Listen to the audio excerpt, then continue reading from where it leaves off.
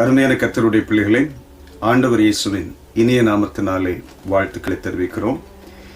இந்த அருமையான நாளிலே மத்தேயு எழுதின சுவிசேஷம் 5ஆம் அதிகாரம் 16வது வசனத்திலே, இவ்விதமாய் மனுஷர் உங்கள் நற்கிரியைகளை கண்டு பரலோகத்தில் இருக்கிற உங்கள் பிதாவை மகிமைப்படுத்தும்படி உங்கள் வெளிச்சம் அவர்கள் முன்பாக பிரகாசிக்க கடவது.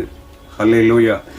மனுஷர் உங்கள் நற்கிரியைகளை கண்டு, நல்ல குணத்தை கண்டு, சாட்சியுள்ள வாழ்க்கையை கண்டு தேவனை மகிமைப்படுத்தும்படி உங்கள் வெளிச்சம், உங்களுடைய சாட்சியுள்ள வாழ்க்கை அவர்கள் முன்பாக பிரகாசிக்க கடவது.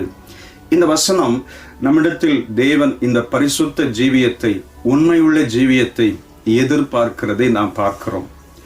அருமையான கர்த்தருடைய பிள்ளைகளே, இந்த வசனத்தின் துவக்கத்திலே பாருங்கள், எவ்விதமாய் 14-15 வசனத்திலே நாம் வாசிக்கிறோம், நீங்கள் உலகத்திற்கு வெளிச்சமாயிருக்கிறீர்கள். யோவான் ஸ்நானகன் எரிந்து பிரகாசிக்கிற விளக்காயிருந்தார். அவருடைய வெளிச்சத்திலே அநேகர் சில காலம் களிக்கூற மனதாய் இருந்தார்கள். அவர் அநேகருக்கு ஆசீர்வாதமாய் இருந்தார். ஏரோது கூட அவருடைய வார்த்தையை கேட்டு பயப்பட்டதை நாம் பார்க்கிறோம். அருமையானவர்களே, நம்முடைய சாட்சியுள்ள வாழ்க்கை அநேக இடங்களில் பிரகாசிக்க வேண்டும். முதலாவது, மலையின் மேல் இருக்கிற பட்டணம் போல.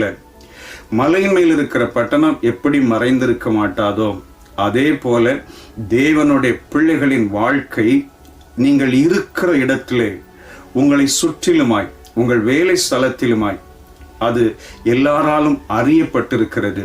இவர்கள் கிறிஸ்தவர்கள், இவர்கள் தேவனுடைய பிள்ளைகள், இவரிடத்தில் உண்மை இருக்கும், கீழ்ப்படிதல் இருக்கும், பரிசுத்தம் இருக்கும், நீதி இருக்கும் என்று எல்லாரும் எதிர்பார்க்கிறார்கள்.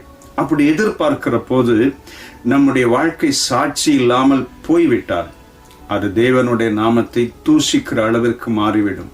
நீங்கள் இருக்கிற இடத்திலே உண்மையாயிருந்தால், என்னுடைய நண்பர் ஒருவர் ஒரு அலுவலகத்திலே வேலை செய்தார். மிக உண்மையா இருப்பார்.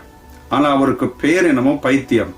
ஆனால் அவர் உண்மையாய் இருந்தது நிமித்தமாய் அவரை பார்த்த அநேகர் இயேசுவை ஏற்றுக்கொண்டார்கள். அவருடைய வாழ்க்கையினுடைய முடிவும் ரொம்ப ஆசீர்வாதமாய் இருந்தது. அந்த அலுவலகத்திலே எல்லாரும் ஒரு பிரச்சனையிலே மாட்டிக்கொண்டார்கள். இவர் மாத்திரம் தப்பு வைக்கப்பட்டார். அது அநேகருக்கு சாட்சியா இருந்தது. அருமையானவர்களே, நீங்கள் இருக்கிற இடத்திலே, உங்களை சுற்றிலுமாய், உங்கள் தெருவிலுமாய் உங்களுடைய பரிசுத்த நடக்கைகள் அநேகருக்கு ஆசீர்வாதமாய் இருக்கட்டும். உங்களுடைய வெளிச்சம் பிரகாசிக்கட்டும். நம் அநேகரிடத்திலே போய் இயேசு நல்லவர், வல்லவர் என்று நாம் சொல்வதை காட்டிலும் நம்முடைய சாட்சியுள்ள ஜீவியம் அநேகருக்கு பிரயோஜனமாய் இருக்கும். தேவனுடைய பிள்ளைகள், இரண்டாவது, விளக்கை கொளுத்தி மரக்காலால் மூடி வைக்காமல் விளக்கு தண்டின் மேல் வைப்பார்கள். அப்பொழுது அந்த வீடு முழுவதும் வெளிச்சம் கொடுக்கும். நாம் ஒரு விளக்கை போல பிரகாசிக்க வேண்டும். எங்கு? குடும்பத்திலே. அநேக தெய்வ பிள்ளைகளுடைய வாழ்க்கையிலே, அவர்கள் குடும்பத்திலே ஒருவரை பற்றி இன்னொருவரிடத்திலே கேட்டால் அவர்களுடைய குறைவுள்ள ஜீவியத்தை கண்டிப்பாய் பல காரியங்களை சொல்லுவார்கள். ஒரு கணவனுடைய சாட்சியை மனைவியினிடத்திலோ, மனைவியினுடைய ஆவிக்குரிய வாழ்க்கையை கணவனிடத்திலோ கேட்டால் பல காரியங்களை சொல்லுவார்கள். அதை கண்டு பிள்ளைகளுடைய வாழ்க்கை மிக கஷ்டமாகிவிடும். ஏனென்றால் பிள்ளைகள் பெற்றோருடைய வாழ்க்கையை பார்த்து கொண்டே இருக்கிறார்கள்.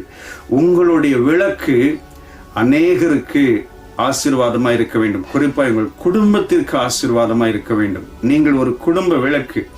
உங்களுடைய வெளிச்சம் உங்கள் குடும்பத்திலே, உங்கள் உறவினர்கள் மத்தியிலே பிரகாசிக்க வேண்டும். அப்படிப்பட்ட ஒரு சாட்சியுள்ள ஜீவியத்தை தேவன் எதிர்பார்க்கிறார். இந்த காலை நேரத்திலே நாம் ஒன்று செய்வோம். நம்மை ஆராய்ந்து பார்க்கலாம். நம்முடைய வெளிச்சம் எந்த இடத்திலே அணைந்து கிடக்கிறது, எந்த பகுதியிலே அணைந்து கிடக்கிறது? அது பார்வையிலா, பேச்சிலா, அல்லது செயல்களிலா, கிரியைகளிலா, எந்த பகுதியிலே அணைந்து கிடக்கிறது? அதையெல்லாம் சுத்தம் செய்வோம், பிரகாசிக்க வைக்கலாம். மலை மேல் இருக்கிற பட்டணம் போல எல்லா இடங்களிலும், விளக்கை போல குடும்பத்திலும் பிரகாசிக்க வைக்கலாம். நிச்சயம் கர்த்தருடைய நாமம் மகிமைப்படும். நாமும் நித்திய ஜீவனை சுதந்திரித்துக் கொள்ளலாம். அதற்கு இந்த நல்ல நாளை நாம் பயன்படுத்திக் கொள்வோம். இந்த நாளிலே நம்மை ஆராய்ந்து பார்த்து நாம் தேவனிடத்திலே நெருங்குவோம். கர்த்தர் நிச்சயம் மிகப்பெரிய அற்புதம் செய்வார். நீங்களும் நானும் எரிந்து பிரகாசிக்கிற விளக்கு, வெளிச்சம் கொடுக்க வைக்கப்பட்ட விளக்கு, வெளிச்சம் கொடுப்போம். கர்த்தருடைய நாமத்தை மகிமைப்படுத்துவோம். சேர்ந்து ஜெபிக்கலாமா? அருமை பிதாவே, எங்களை எல்லாம் ஒரு வெளிச்சமாய் வைத்திருக்கிறீர். நீங்க சொன்னீங்க, நீங்க உலகத்திற்கு வெளிச்சமாய் இருக்கிறீர்கள் என்று சொன்னீங்க ஆண்டவரே. நாங்கள் உம்முடைய வெளிச்சத்தை வாங்கி ஆண்டவரே, சூரியனிலிருந்து சந்திரன் வெளிச்சத்தை வாங்கி பிரகாசிக்கிறது போல நாங்களும் உம்மிடத்திலிருந்து வெளிச்சத்தை வாங்கி ஆண்டவரை பிரகாசிக்க எங்களுக்கு உதவி செய்யுங்க. உம்முடைய நாமத்தை மகிமைப்படுத்த உதவி செய்யுங்க. ஒரு பட்டணத்தை ஆண்டவரை மலை மேல் இருக்கிற பட்டணம் போல, விளக்கை போல நாங்கள் பிரகாசிக்க எங்களுக்கு உதவி செய்யுங்க. இயேசு இரட்சகர் நாமத்தில் வேண்டுகிறோம் பிதாவே. ஆமென். ஆமென். Praise the Lord. God bless you. Amen.